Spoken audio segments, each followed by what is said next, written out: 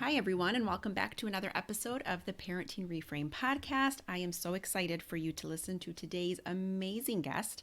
I have Ana Lorena Fabrega on, and she is the author of a book that I cannot wait to get my hands on called The Learning Game. But before I jump in, Ana, welcome. Thank you so much for being here. Thank you so much for that kind intro and for having me. I'm excited to chat. Oh my goodness. So before I even I have so many questions and so many notes and things that I can't wait to talk to you about. I think we have similar backgrounds in that we both used to be teachers. And so I Mhm. thought if you could just kind of share with the listeners a little bit of your background and how it kind of led you to where you are now in terms of your philosophy around schools and how we really want to reframe the way we help our kids thrive, learn, and grow within that educational setting. Yeah, for sure. If you go back, as you know, as I was growing up myself, I moved around a lot, and so I ended up going to 10 different schools by the time that I was 14. And so I think that that's sort of the first part of that started to shape the way that I think about education. Of course, I didn't realize it then, but looking back, a lot of it is sort of the springboard for what I talk about today. I then decided to become a teacher because I'm sure, like you, I wanted to work with kids. I specialized in like childhood education and special education. It was a double major in psychology. And that was the first time that I really got to like work with kids and see kids in action. Before that, I had for a few summers before college, I had worked with kids in different alternative programs that we implemented in schools in this educational consulting company that I did an internship. And it was very different then than when I actually became the teacher, Mm. because the program that I was teaching was it was game based. It was a lot of curriculums that worked in Singapore, in Finland, in Israel, and they were very play based. So the kids were super engaged. But something that I noticed early on was that um, schools didn't give as much of importance to this kind of they would consider it extracurriculars. And it was fascinating because I felt like the kids were learning more there than they were actually learning in the regular classroom. And so that was sort of my first experience. Then when I as part of my teaching training program, I had to observe and student teach in several different schools in New York City, and that's when it dawned on me that when I was observing the students in different grades, different schools, some were public, some were private, and these kids were playing what I call the game of school, and I Mm-hmm. talk about this in my book. And it's a game that I quickly recognized because I played it myself in order to sort of make my way through all these different schools that I went to, and it's basically you learn to pick up what you need to do in order to appear as if you're paying attention, to make sure you're that successful student so that you don't get in trouble, how many times you need to raise your hand to get that participation grade, and the things you need to memorize in order to pass the test, like all these things that are not really genuine learning, is what I call the game of school. And so I quickly picked up on that, and that's what I did for over and over again. And then I noticed that the kids that I was observing were, most of them were playing the same game. And it was very frustrating because I was like, well, how do we change this? I don't feel like we're spending their time in the best way possible. I don't think that the curriculums that we're using and the methods that we're using are really preparing them for this uncertain, chaotic world that we live in.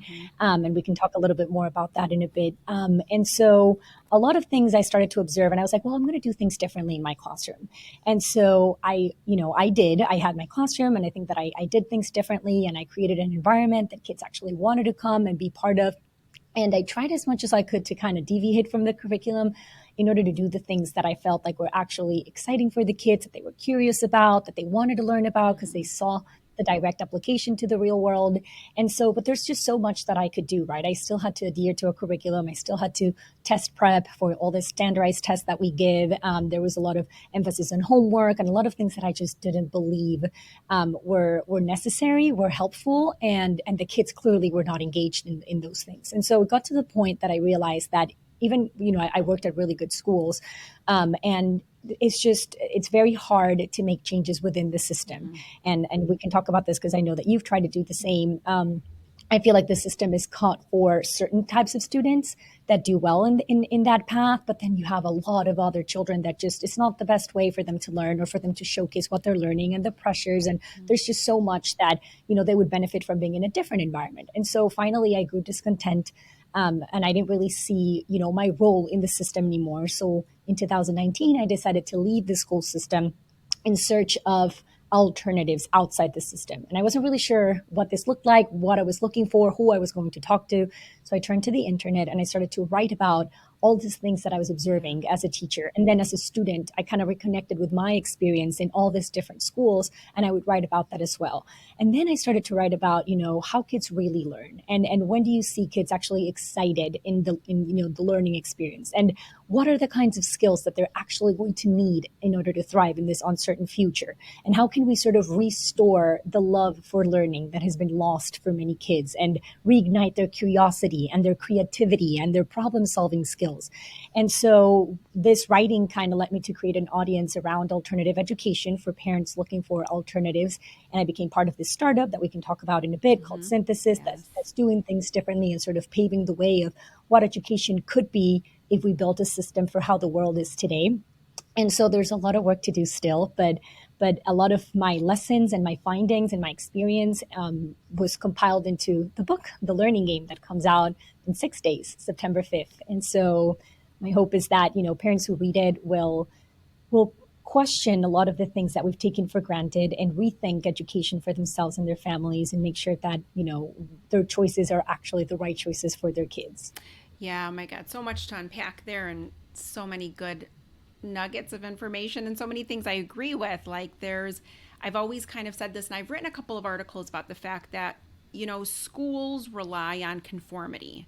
And if we can't conform and if we can't do the things that they need us to do, the whole system is like a house of cards. It completely starts to fall apart and they don't know what to do. And it's interesting, and I'm curious to know your thoughts on this, but when COVID happened, I sort of internally wished that it would start to dismantle some of the structures and that we would be able to start anew when we started to make our way back.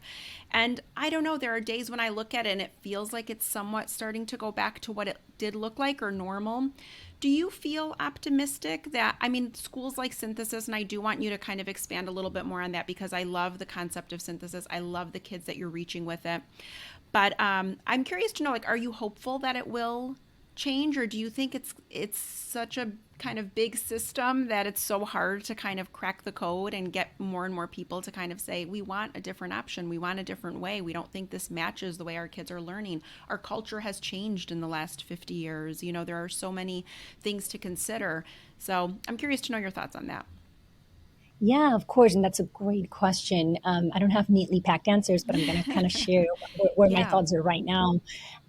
So the education system was built for a very different time and purpose. It was 200 years ago, Um, right? And when the needs were very, very different. Like the purpose was never to create, or raise a generation of independent thinkers that could think critically, that could solve problems, that could be creative, and that could pursue paths that aligned with whatever makes them happy. And so many industries have changed. Education has not quite changed. We have, of course, seen there have been sort of reforms that have been done to the system, and for example, there have been technological advances, and we've had different, innovative approaches. But if you actually look at the outcomes, they're pretty much the same. So they haven't really changed the root. It doesn't affect the root of the problem, and so like you mentioned during COVID, I think it was very eye opening, and it was very negative and very positive in yeah. different ways when it comes to education. So, a lot of what we saw during COVID was not real online education. Hmm. So, what happened was, from one day to the other, people, we were thrown with this chaos, and we're like, well, we had to problem solve. Like, what do we do? And so, a lot of schools, what they did was they basically grabbed the exact structure that they had in person and they put it online, and they called it online learning. That's not really online learning. So schools were doing the best they could. Everyone Right. was like trying to, survive, right? Agree. And Hmm. so, but what happened is, if all the problems that we had in person are now even worse because they're in front of a screen, the kids were not really engaged or paying attention in person, surrounded by peers. Like, how can you expect for them to sit down in front of a computer for hours and hours and then, expect for a better outcome or the same outcome? Obviously, this was torture for many, Hmm. many kids, for many, many families. Parents, But it yes. did, real online learning, when done right, and I've taken online courses that are phenomenal. And, I had never experienced that before until I left teaching. And I was like, wow, something like this is revolutionary. But those courses that are really effective are built with an audience, like with an online audience in mind. And so from the ground up, they're designed in a way to optimize for the online component. And so that the outcome for that is very, very different, right? It's not the same as grabbing the mortar school and putting it online. Hmm. So I have all my thoughts on that, and I think that a lot of kids, I'm going to quote, like, fell behind, Hmm. because behind on what, and Right. if you're thinking about like all the school curriculums and for the school standards and so, yes, a lot of kids fell, quote unquote, behind. But a lot of kids had actually the opportunity to break from this structure a little bit and explore other things, because the parents were a little bit more flexible, and they were like, okay, I'm starting to see the things that you're learning online, and it's concerning, right? Hmm. And so they started to search for alternatives. And these alternatives have been around for a while. Some of them have actually emerged with the pandemic, but a lot of parents started to notice, wow, there's a whole world of alternative education out there that I hadn't even explored. Yeah. And so we started to see the rise of, for example, the learning pods or the micro schools, which, by the way, it's a concept that has been around for, for 200 years. 200 years ago it was called one room schoolhouses. Hmm. And I think it's a beautiful concept that works really well. But basically, it's when you have like this smaller groups of kids, and the curriculum is pretty flexible, and you have an adult that's sort of guiding the learning, and it's pretty project based, and there are different variations. You can do it differently. You can also have a pod and have a very traditional education, but in general, like, that's sort of the nature of it, of 7 to 8 kids. And so that's one. Then you start to see all this like online programs that, again, were designed with an online audience in mind, that work really well, that were suddenly teaching kids all the skills that they're not learning in school. A lot of kids started to connect with kids from other countries that they have more similarities Hmm. with, because sometimes they're stuck in this classroom with these 24 kids that they don't really relate to, and that's pretty much it. Online, there's a whole world. And so that's sort of like the silver lining. A lot of parents started to notice that. Now, I don't think, and this is like a two-part question, I don't think that this means that we're going to get rid of the traditional education system for many reasons, right? And I'm going to try not to go too much into that, but basically, there's it's a structure that has been around for many years. There's a lot of stakeholders on top of it that they can't quite agree on what the philosophy is and the standards. Yeah. It's very influenced by politics. Hmm. So every time we have a new government, like, there's a lot that goes on Hmm. into that. And in the end of the day, it works as a babysitting center. Most parents need to send their kids somewhere, quote unquote, safe, Yeah. where they are, quote unquote, learning, Hmm. so that they can work and they can, like, that's the reality for many families. And so, because we haven't figured that out yet for the alternative education world, we're working on that, but we're not quite there yet with the alternatives. Then a lot of parents are stuck with school. And that's pretty much, fortunately, and I talk about this in my book, and we can talk about it later, there are ways that you can give your kids an off the ramp, the education system, without necessarily pulling them out of school. You can complement their education. We can talk about that. But in general, yeah, I don't think schools are going to go anywhere. I think that, a lot of what I do is I talk about, the promise of alternative education, and I try to like highlight the things that we're doing there, and provide alternatives for parents. But it's really hard for many reasons, right? Like, it's Yeah. scary for many parents to say, oh, am I, I have one shot with my kid's education. Am I Hmm. really going to, play it? Like, should I, like, the education system? Yeah, I agree with you. It's not maybe the most effective way to teach kids nowadays, but it's not terrible either. Like, it worked for me. Hmm. Like, look at me, it's fine. It's good enough. But the problem is that good enough is not good enough for Yes. kids, right? Hmm. If you actually look at the kinds of jobs that they are seeking or that are emerging, and by the way, they're going to be very different 10 years from now, but like the ones right now, or all this like uncertainty and chaos that we're constantly, that life throws us on, and we saw with the pandemic, right? You realize, wow, like, we keep teaching kids in a very methodical way from curriculums that have information that they may or may not use in the future. Hmm. We teach them just in case they ever need that. We're not really teaching them how to think critically or think for themselves, or how to problem solve, or how to figure things out when you don't have a teacher telling you what to do, or an assignment with the detailed instructions. And that's such a vital skill in the real world.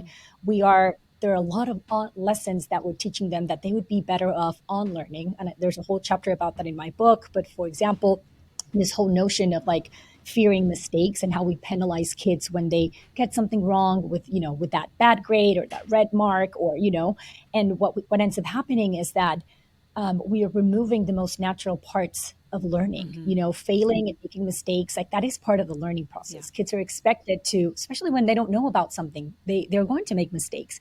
And so, if we penalize them the way we do in schools, or we put so much emphasis on the standardized tests and all these things that haunt them for years until they go to college, then we are raising a generation of kids that are risk averse, that don't want to take on challenges, that, once they make a mistake, instead of being curious about what they can learn from that and how they can use that as a feedback to get better, they actually step away from it, and they don't want to, they're scared of it, right? Yeah. Because it's seen as this negative thing. And so there are a lot of things like that we're enforcing. Or, your original question which was this whole idea of conformity and Yeah. teaching kids, this is the right way, this is how we think, because we all agree on something, it must be right. And we don't really celebrate or applaud kids who actually think differently, or who, and we can talk about that because I know you work with with this population, like those kids, we label them as, there's something wrong with you, we need, a special support group for you. And what I've noticed by working with many, many kids is like a lot of these kids, some of them do have different learning needs, but some of them are just wired differently. And that's not a bad thing. The problem is that that doesn't fit with the traditional school system. And so we put all these labels that they end up believing, end up becoming self-fulfilling prophecies, and end up hunting them until they're adults. They don't know why, they don't enjoy math, or why they don't want to read for pleasure anymore, or they don't know what they're good at. Mm-hmm. Schools focus so much on trying to remediate kids' weaknesses instead of, doubling down on their strengths, on the things that they're already really good at, and motivate them so that they actually pursue careers or things that they want to do in life according to that. And so there's a lot to unpack here, but I think that no, schools are not going to go anywhere, at least not in the short term. But I feel very optimistic about all the growing options in the alternative education space. And now with all the states that are like, choice states, that the government actually gives parents the money so that they can decide where they want to spend that money on different programs to sort of, like a menu. You Yes. pick and choose, and you build your kids' Mm-hmm. education. Like, I'm a big fan of that. That's what I plan to do with my kids. And so I think that we are slowly shifting into that direction. And I think there's going to be a place for different, depending on the family, right? Like for some kids, the traditional school system actually works. Yeah. Like my husband is the perfect example. The system works wonders for him. So you can imagine the kinds of conversations we're having now that we have a kid. It's like, well, we don't know. Well, we have to see how he turns out. If he's like his dad and he wants to go to school, and that's sort of like the place for him, then I'm going to let him try it out. But if that's not the case, which happens to be, most of the kids, then we'll figure it out, and we'll try different things. So that's a long-winded answer. Yeah. Hopefully I No, covered a little it's a bit of. perfect answer, and it's so good, and I agree with so much of what you're saying. And it's just really a really big topic, and there's a lot to sort of unpack and a lot to say about it. And you're right, for a lot of people, the traditional conventional path, I mean, I certainly am a product of that, and I did it, and I have my master's, and it worked and it was fine, and I'm grateful for it. But I do think as we continue to grow and evolve and learn, we should kind of with that ask ourselves questions like, is it working? Often when I'm coaching a parent, I'll say, they'll come to me and they'll describe a dilemma that they're having, and I'll say, okay, let's just start with the first question. Is it working, or do you think it's just supposed to look different? Like sometimes I feel like even in the kind of conforming that the school asks us to do, I know so many parents who are so fearful that their children won't conform. So a lot of the choices that they make as parents are in an effort to make sure that school is successful for them. So they teach them to sort of conform from a young age, or they expect them to have more of, a lot of value and approval, external approval, so that they understand how to kind of get in line more or less, or so to speak, when they get to school. So I often wonder, what would it feel like if people were more open to just different or alternatives like synthesis or like other schools in the pods that you had mentioned, and would it impact their parenting in a different way? I have older kids now. My son's in college and my daughter's a senior, but I I have parents ask me all the time, like, do you have a counselor for college applications? Are you, and I don't. And I've always had been very hands off in that respect. And I've always said to the kids, like, you should always have a strong work ethic. You should want to be passionate. You should think about where you can be of service, how you can take your strengths and really utilize them in a way that's going to impact things in a positive way. And from that, they've cultivated a lot of great things and they've been able to do wonderful things with it. But I've never kind of smothered them. But I do think the system does expect parents to do that, right? Like to kind of stay in that course. So you mentioned really that in the learning game, you suggest ideas of how we can complement kids who just really, like, we have to put them through the school system for different reasons and different family needs. So what would you tell a parent who's like a little frustrated with the way it's going in school? They recognize that their child can learn in different ways and that maybe we can speak to them in a different way at home. What are some ways we could kind of complement that system and really help them through that? Yeah. So, and again, the answer is not like it's not going to be easy, which is why a lot of parents just, they don't want to dedicate the effort or the time that it takes. And I respect that. Like Hmm. everyone has different needs. I don't know Yeah. every family's situation, but like the options, it's not like as easy, right? So you do have to like sit down, take some time, try, like have the courage to try different things because some may work, even but some may not, even if they're alternative. And so you have to be very patient. But one of the first things I would say is observe your child, and this is not necessarily directly academic, but it really, like, from studying and the stories of different people that have made it in life, and not just like successful, but just like happy individuals that are making a difference and that seem to have found their passion and are working to that and doing great things in the real world. What all of them, and I'm not going to say most because it's all of the ones that I've come across so far, have in common is that their parents really took the time to help them find, since they were young, what they were really passionate about and Hmm. really good at. And every kid has an ability for something that it may not be obvious at the beginning, and it may take some time to realize, but they're all good and drawn to something. Some may be numb because, again, school kind of like pushes down all this like Hmm. creative aspect that kids already have and this desire to learn and so and so, but they always have that. And so it's a matter of finding that and really supporting that, like their crazy obsessions, and really, walking them through what it would take to become really great at something that they love. And that involves, again, all the hardships and all the times that you get rejected and all the times that you get, you fail along the way. So that's like one of the first things. And then oftentimes it's not school related, and a lot of Yep. parents have a hard time digesting this, but it's sometimes it's a sport, sometimes they're really good at golf, sometimes it's an art, sometimes it's an instrument, sometimes it's like they want to actually, like, they're really good at creating businesses. Like it may look really different for every kid, but helping them find that and then doing whatever you can to support that. And again, that's something that's done outside of school. Like, schools are not really doing that, and so they're focused on other things. And so that's one thing. The other thing is there are wonderful online programs nowadays that you can use to complement your child's education. So stop and think about the things that your kid is learning in school, and then think about, okay, how many of these things are directly applicable to the real world? And a lot of the soft skills that are super necessary for the real world, we're not teaching them in school. So, Hmm. for example, problem solving. And I'm not talking about like the textbook problems that we give them. I'm talking about, like, giving them a real challenge that kids are excited about because they see, the how it relates to the real world, and then giving them the tools in order to solve that problem. And that's such an important skill, or the skill of being able to communicate effectively, or, be in a team. Like, we know that regardless of what kids end up doing in the real world, they're going to be working with other people. Like, that's just part of everything. And so how do we teach them to really know how to work, when to delegate, when to speak up, or when to, listen, and like all these skills that sound like, oh, but we're teaching that. No, we're not really teaching that Hmm. in school. And so, for example, at Synthesis, we're super interested in that. We're like, okay, how do we teach kids to be problem solvers? How do we teach kids to figure things out for themselves? How do we, like, all these soft skills to embrace failure and know how to react when things don't go their way? How do we teach them to communicate effectively, to make decisions under pressure, and sort of like weigh their options, and engage in conjecture and criticism? Like, these are all essential things that every human will need regardless of what they do, and we're not giving them practice in school. And so when you observe your kids' education, if they're lacking that, then find programs online. And it doesn't have to be Synthesis. I'm sure there are other ones that are teaching this sort of things. But then also, I always talk about, and again, I have like 9 or 10 different options of Hmm. specific programs that you can use or find online. I give you a little bit more direction in the book, but in more like the general terms, like, let them explore different things, and it's super important to also guard their time. If you think about a kid's school day, most of them start like around 8 a.m. Yeah, and it goes all the way to 3 p.m.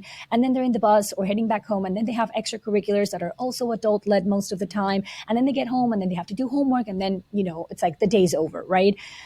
And this is so concerning because this is the most precious time of their lives, right? Hmm. Childhood. It's like the most important years. And we've sort of robbed kids from their childhood because we're not letting them do the things that are so fundamental for their development, such as play, free play, letting them get bored so that actually creative ideas click into place, Hmm. letting them, just not do anything for a little bit so that they can, and a lot of kids don't know how to do this, and that's why parents are like, oh, if I do this, they're just going to go to video games, because we haven't taught them Right. how to just sit with their thoughts and how to engage in things that, when there's not a clock or a bell that we're ringing every 45 minutes and interrupting them, just like giving them extended time to work on projects and things that they're interested in, to try new things, quit things that don't fit. And so it's like guarding their time in that sense, like trying to see if all these activities that we're enrolling them in are really necessary, or if we can remove some of them and then give them some guidance as to how they can spend their time more productively. And so it's like little ticks like that you can do. And then I talk a lot about the importance of teaching them how to question things, right, and how not to believe everything that they hear in school, or outside of school from experts, quote unquote. And you're telling me, and rightly so, how many parents are like, no, but I need to teach them how to adhere and how to Yeah. compromise, like how to listen to adults and all these things. And it's like, yeah, so that they can be productive in the real world. But if you look at the people that are actually doing things differently in the real, they're not adhering to that playbook, right? Hmm. They question things in an appropriate way. They don't believe everything that they hear. They try to look at things from like a different perspective. They try to pursue things a different way. And for that, you need to surround kids with people that are not conventionally minded. Like the people that we tend to find in school were very conventionally For minded, right? sure. Like everyone's doing the same thing and the. But if you suddenly like seek for things outside of school, online, I love online, because online you get this rich, diverse group of kids from all over the world, right? That come with different cultural thoughts and different languages and different ways to problem solve. And like those people tend to be less conventionally minded, and that exposes your kid to like different ways of thinking. And again, that doesn't happen in the traditional school setting. It's very rare. And so these are just some things that parents can sort of like look at. But if you want specific programs that you can enroll, again, that's all in my book. I know. I'm so excited. And I know your book has so many great suggestions and offers so many great ideas. And like you said, it's not really, it's ideas that can be implemented. It's just really a matter of reframing the way you're using your time, reframing the way that we see boredom and play and open ended play. And when I was a preschool teacher, my background's in early childhood development. And we used to do the first school that I worked at, which I loved, adopted sort of a Reggio Emilia protocol, which is in Mhm. Italy, and it's all play based, and it's process over product. So you could never make a art project, let's say, where they all looked the same. Like it's something we see very commonly in Mhm. a lot of preschools, where it's like a frog, and that frog looks the same as their peer's frog and the other peer's frog. You would just kind of paint with a feather, and classical music would be on, and they would have to paint whatever their heart desired.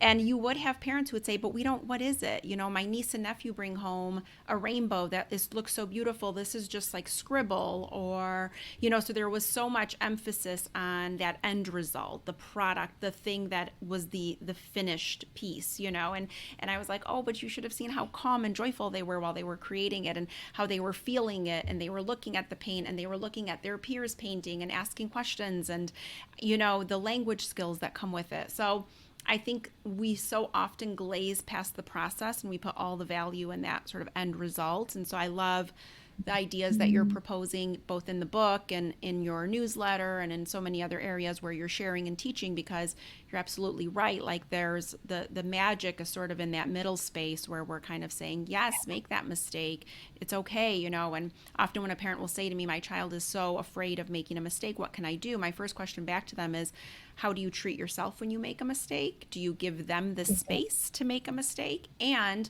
what do you do to others who make a mistake? Like you can't be in Mhm. Target and yell at the sales clerk for bringing you the wrong item and turn to your child and say, it's okay. It's how we learn. Mistakes are how we learn. It feels a little like, yeah, it doesn't work that way. Absolutely. Yeah. I love everything, and I agree with everything you just said. And I always talk about, how kids are the mirror of their parents. And I'm sure you saw this as a teacher as well, Yeah. but I would meet the parents of my students and I'd be like, everything makes so much sense. Like they're all Yeah. sponges and Hmm. it's incredible. It And it's a is. big responsibility that we have as parents knowing this, because it's like we know that we have a little human that's watching you all the time, the things Hmm. that you do well, the things that and none of us are perfect. So we need to really stop and reflect on how we react when we get things wrong, and how we, all these things that we're trying to teach or inculcate in our kids. We need to make sure that we are showing the right example, right? I always talk about like I know we're going to talk about this later, but like the whole, when parents are like, my kid is addicted to their phones and their screen and this and that. And I'm like, well, I don't know about you, but like, I feel pretty,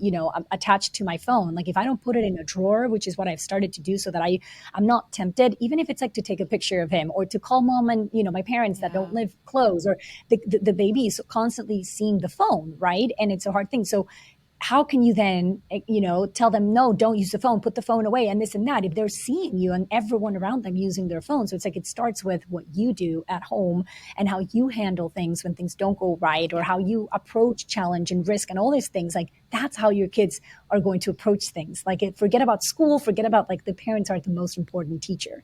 And so that's one thing. And then the other thing you mentioned about, I have this, I call it the Lego analogy in my book, but it's this whole notion of how, the Lego, the famous toy company, when they first started off, they had, the Legos would come in buckets with no instructions, Mm-hmm. and the kids would just like throw them in the floor and play with them and use their imagination to build things and put things apart and this and that. And so what ended up happening was the kids were really being creative when they were using this, but then this Legos weren't selling as much sets. And then they suddenly changed their strategy to make Lego sets instead, with that like Harry Potter picture in the front, Mm-hmm. or the transformer or the castle or the dog or whatever, and detailed instructions of what kids had to do in order to build that, which builds a different skill set. But what ended up happening was that the people that are creating this Legos and, like the and putting together the instructions, they are the ones that are thinking creatively, problem solving, and like that's where all the critical thinking is going. And then kids are merely just following directions, Yeah. which, yes, it's an important skill for certain Sure. things, but there's so much more to that. And so what ended up happening, this Lego kit started selling like crazy, and parents loved that because it's simpler. Like you just give it to the kids, and kids follow the instructions. But it's a great analogy for sort of what's happened with our whole education system. We've become very scripted, very instruction based. Yeah. It's all about instruction based learning.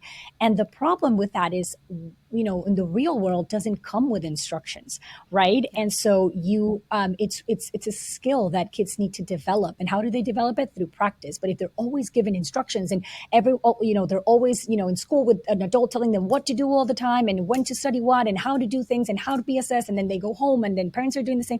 It's like, when do they have the chance to actually figure things out for themselves and think for themselves, and this whole notion of making mistakes? Like there's very little room for that. And then they turn 18, they go into the wheel, we let them in the wild, and we're like, we expect them to know what to do. We expect them to know how to problem solve. We expect them to know how to figure things out when they've never had practice, or they've had very little practice with this. Of course, this is not what happens. That's when you see people that like crash and they don't know what to do. And like this whole notion of like, we're not teaching them this skills, right? And we need to, they need practice in order to know what to do when they're out. And so absolutely, I think we need to step back from this like instruction based learning and lean more into teaching kids how to be more elastic thinkers, right? And be able to learn from different things and try things and fail and then try again and then put together until like they, that's what true learning looks like, right?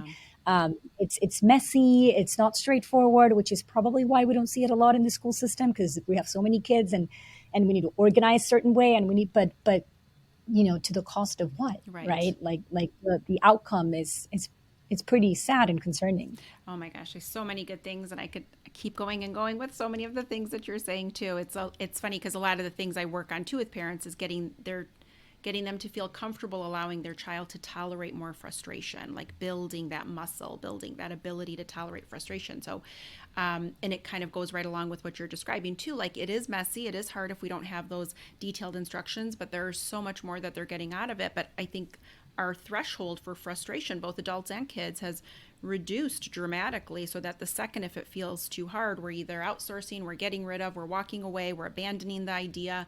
So it's interesting how this keeps kind of showing up in different themes throughout, both as I'm now a pediatric speech therapist, but it's a big part of what I do too, even in therapy, is if I'm working with a child or if I'm helping a parent and that child grows frustrated, I'll often say to the parent, like, that's okay, right? Like we know your child's going to get frustrated. You will keep getting frustrated. It's just life, right? Those things are going to happen.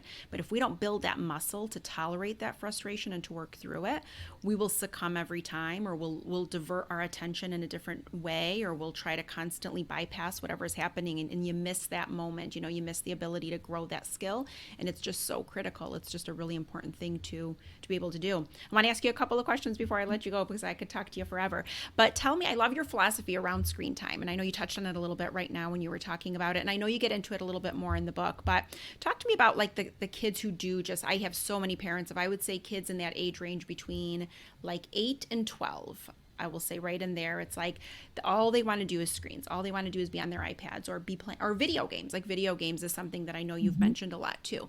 So tell me a little bit of your thoughts on that and where you would guide parents in terms of like where it's not necessarily a bad thing and where it just starts to Mm-hmm. become too much. Yeah, I love this topic. It's a very, very broad Yeah. topic, right? So I'm going to try to touch upon a few things, but I definitely go very deep on this in the book. And it all started because I started to get very curious. And I think that that's key.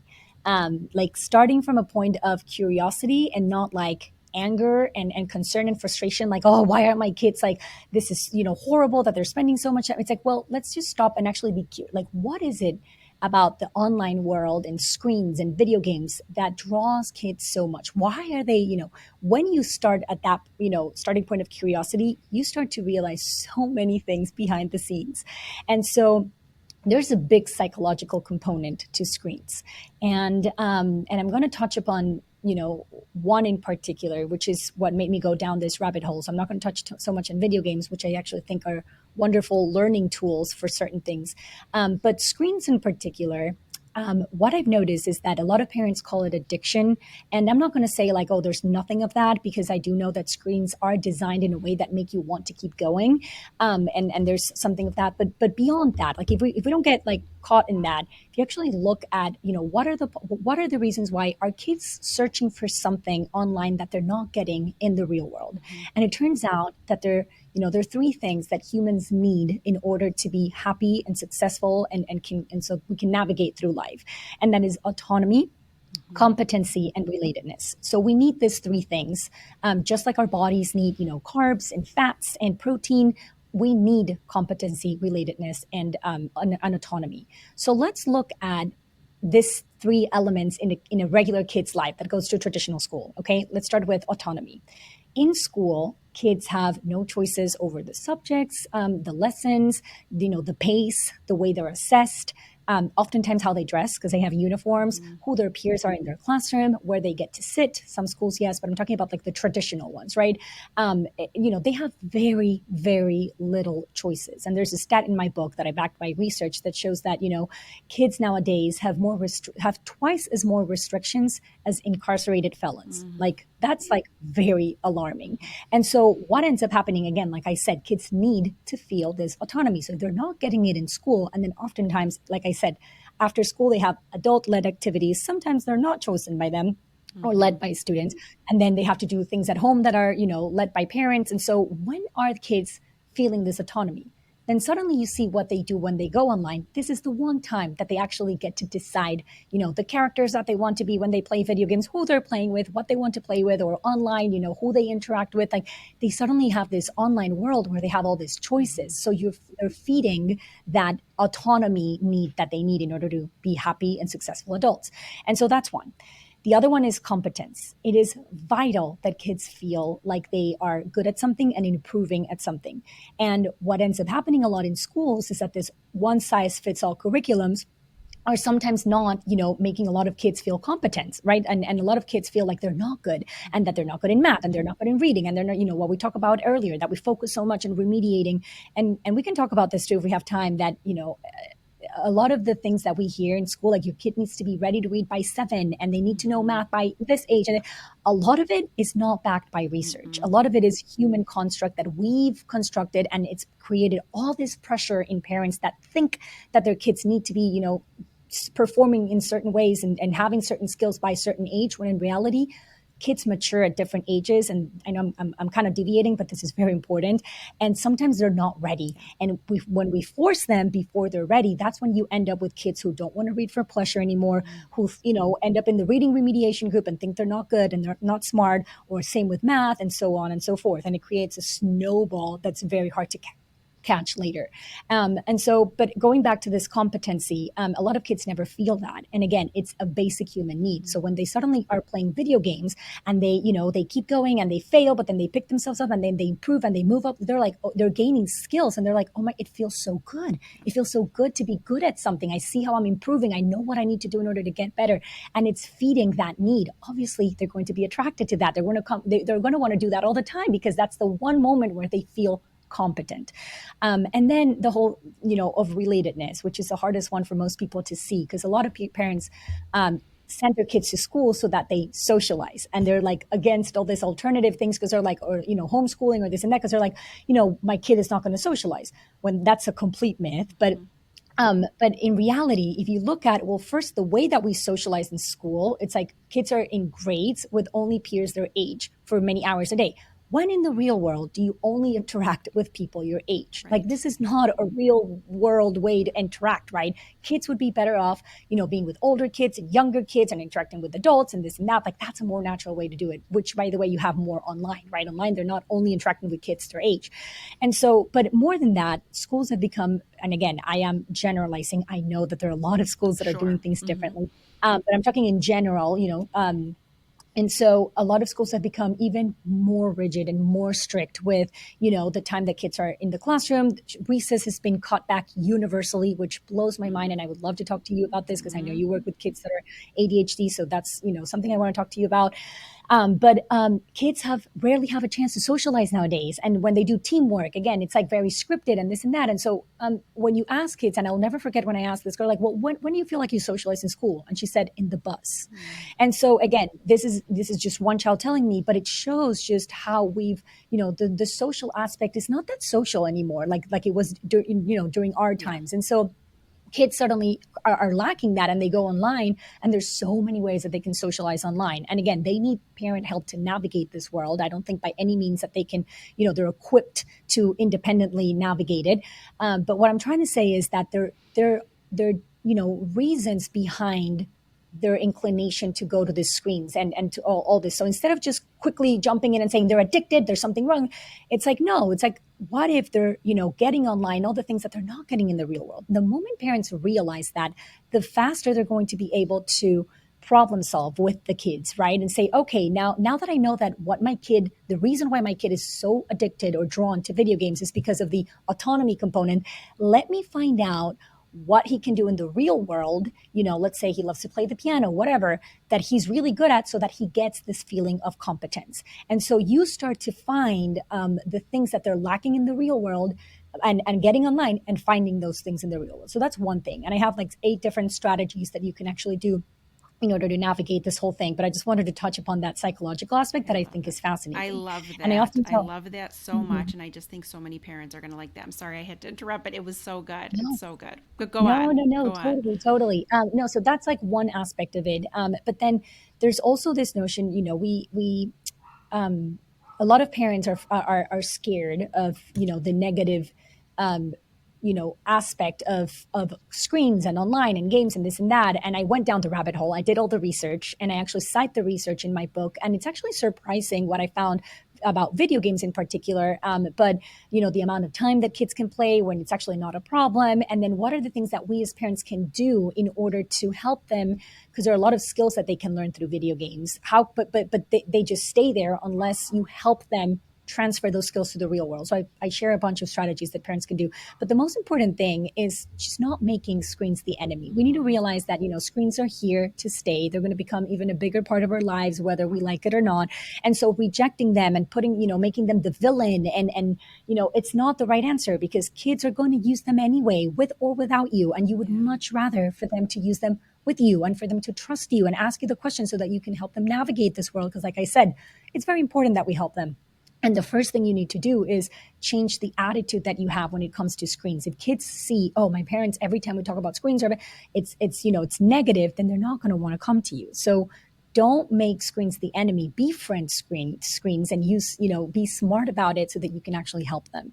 And again, I know there's so much we can cover about this, but that's sort of like a little bit of it, like a gist of it. Yeah. Well, you dig more into it in the book, and I cannot wait for people to read it. It's going to be, I mean, honestly, so eye-opening. I came across you actually in 2019, and you resonated so much with me and the things you were saying. And it's actually my husband who came across something. You were on Twitter, and I think you were citing like a negotiation, somebody who's written a book. I can't remember his name right now, but it's on negotiations and how to really negotiate something. And you paralleled the things in his book. Chris Voss. Yes, that's right.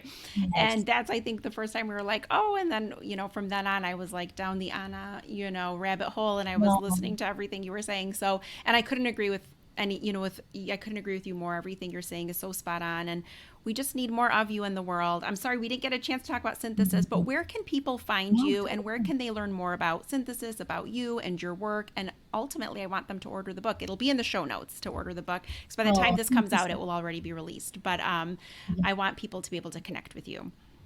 Thank you so much. So I'm very active on Twitter, or X. Yeah, we changed the name. That's true. I'm sorry. No, it's totally fine. At Ana Fabrega 11 with one N. And then I'm on Instagram as Miss Fab _Learning Lab. I have a newsletter that I've recently paused because I had a child, but I'm going to get back to it. It's called Fab Fridays. You can find it on Substack. And I have my YouTube channel and my website at afabrega.com. So I'm just trying to spread, the different avenues to continue to spread this message that hopefully makes parents rethink a few things and find what works for their family. Thank you so much for having me. You're so welcome, and thank you. I'm so grateful for this moment just to chat with you. I could keep going and keep going, so maybe we'll do a part 2 and part 3. And yes, I was about to say, because I have many things I want to chat with you. Love it. Oh my goodness. Okay, Ana, thank you so much for being here. Thank you.